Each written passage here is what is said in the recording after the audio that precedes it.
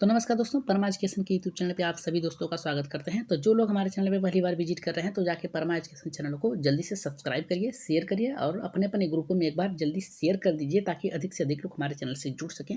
और विजिट किए हैं तो सब्सक्राइब जरूर करके जाइएगा जितने भी लोग देख रहे हैं। तो क्या सीटेट सभी राज्यों में अमान्य होगा? क्या शिक्षक भर्तियों में सीटेट अमान्य होगा? क्या इसका असर होगा या नहीं होगा? आज की सुनवाई में सुप्रीम कोर्ट में जो पिटीशन पड़ा है पता चल जाएगा। तो याद रखिएगा, जो भी पिटीशन पड़ा है वहाँ पे झारखंड वालों ने लगाया है कि वहाँ पे जो 26,000 वैकेंसी आई थी, याद रखिएगा 26,000 जो वैकेंसी आई थी उसमें वो उनका कहना था कि केवल और केवल झारखंड के स्टूडेंट ही केवल मान्य हो, अदर राज्य को वहाँ पे वैलिड न किया जाए। तो इसके खिलाफ उन्होंने क्या किया था, झारखंड हाईकोर्ट में एक पिटीशन डाली, रांची जो हाईकोर्ट है उसमें पिटीशन डाला था, उसको खारिज कर दिया गया था। तो वो सीधे अब सुप्रीम कोर्ट पहुँच गए हैं। तो याद रखिएगा, पहले हम बात करेंगे किन किन राज्यों में सीटेट जो है वैलिड है और किन किन राज्यों में सीटेट वैलिड नहीं है।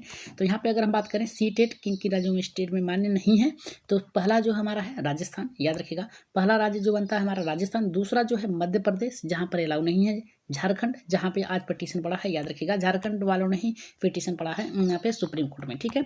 तो अगर छत्तीसगढ़ की बात किया जाए तो छत्तीसगढ़ में भी सीटेट अलाउ नहीं है। वहाँ के राज्य ने अलाउ नहीं किया है सीटेट। वहाँ के एग्जाम को ही आपको देना पड़ेगा, शिक्षक पात्रता परीक्षा को, तभी आप उसमें अलाउ होंगे। हरियाणा की बात किया जाए, याद रखिएगा हरियाणा की अगर बात किया जाए तो हरियाणा में भी सीटेट अलाउ नहीं है। आपको हरिया टेट आपको देना ही पड़ेगा, तभी आप शिक्षक पात्रता परीक्षा में वैलिड होंगे, ठीक है। अगर यहाँ पे हिमाचल प्रदेश की बात किया जाए तो यहाँ पर भी यहाँ आप वैलिड नहीं है। यहाँ तक तो ठीक है, लेकिन यहाँ पे दूसरे राज्य के छात्र भी वैलिड नहीं है। केवल और केवल हिमाचल प्रदेश के स्टूडेंट ही उसमें क्या कर सकते हैं, अप्लाई कर सकते हैं, ठीक है। तो आगे बढ़ते हैं किन किन राज्यों में वैलिड हैं।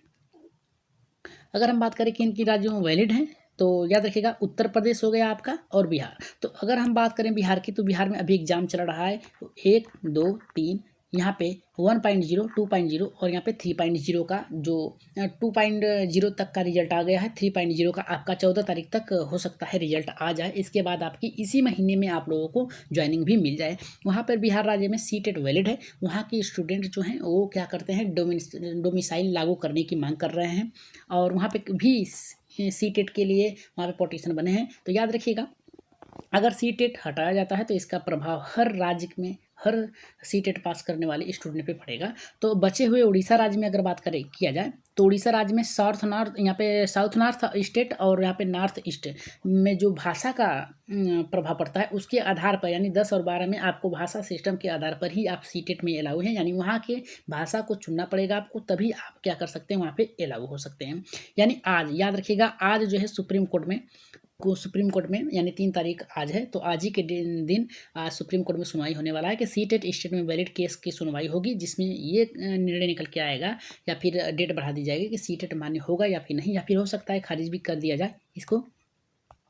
तो आगे हम बात करेंगे यहाँ पे, यानी देखिए सीटेट विद स्टेट, यहाँ पे स्टेट टेट। तो मतलब क्या है कि सीटेट जो होता है ये केंद्रीय स्तर पे होता है, यानी यहाँ पे केंद्र सरकार कराती है, याद रखिएगा। और जो स्टेट लेवल का होता है वो स्टेट यानी राज्य सरकार कराती है अपने यहाँ। तो याद रखिएगा सीटेट की जो वैलिडिटी होती है वो हर राज्य में होती है, याद रखिएगा।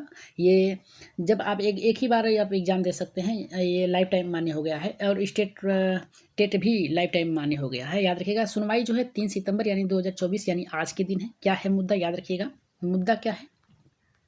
तो सबसे बड़ी बात ये है कि यह केस करीब 1 साल पहले का है जो झारखंड वालों ने किया था, याद रखिएगा। क्योंकि वहाँ पर 26,000 जो हैं, याद रखिएगा 26,000 पदों पर शिक्षक बहाली होनी थी और पहली बार इस बहाली में सीटेट मान्य कर दिया गया था। यानी पहली बार सीटेट को इसमें मान्य किया गया था। अदर राज्य के बच्चे भी उसमें क्या कर सकते थे, अप्लाई कर सकते थे।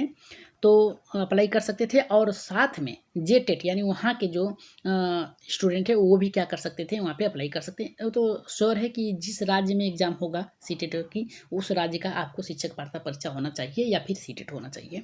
तो याद रखिएगा इसके मुद्दे जो थे 1 साल पहले के हैं, 26,000 की।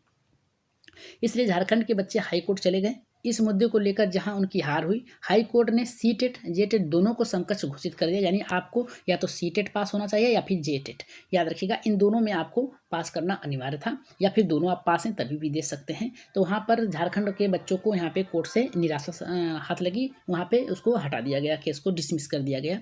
और दूसरा है हाई कोर्ट से हारने के बाद ये लोग सुप्रीम कोर्ट चले गए, याद रखिएगा हाई कोर्ट ने इनके जो पिटीशन पड़ा था उसको खारिज कर दिया। इसके बाद ये लोग क्या कहाँ पहुँच गए, सुप्रीम कोर्ट। सुप्रीम कोर्ट पहुंच गए। यदि झारखंड में सीटेट को अवैध घोषित किया जाता है तो भविष्य में पूरे देश में यहाँ पे प्रदेश में स्तर की शिक्षक बहाली में अवैध हो जाएगा। याद रखिएगा, जिसकी संभावना न के बराबर है। याद रखिएगा, ऐसा नहीं होगा। जो भी सीटेट बच्चे पास हुए हैं तो याद रखिएगा, सीटेट में आपको निराशा नहीं होगी। आप लोग जो भी यहाँ पे आज निर्णय आएगा आपके हक में ही आएगा, क्योंकि ऐसा नहीं है कि राज्य मान्य नहीं किया जाएगा, मान्य ही किया जाएगा। तो याद रखिएगा कि सीटेट का जो भी निर्णय आएगा आज ही आएगा, 3 तारीख यानी आज आएगा। तो सभी लोग निश्चिंत रहिए, जो भी निर्णय आएगा एकदम आपके पक्ष में ही होगा। ऐसा नहीं है कि वहाँ पे अवैध घोषित, अगर हाई कोर्ट ने उसको अवैध घोषित कर दिया होता तो सुप्रीम कोर्ट जाने की जरूरत ही नहीं होती। लेकिन वहाँ पे मान्य किया है, इसलिए सुप्रीम कोर्ट भी उन्हीं दलीलों को सुनकर, दोनों पक्षों के दलीलों को सुनकर आपके सीटेट को मान्य करेगा। तो आज के लिए इतना ही। जाते जाते क्या करिएगा, एक बार शेयर और सब्सक्राइब जरूर करिएगा। तो आज के लिए इतना ही, धन्यवाद।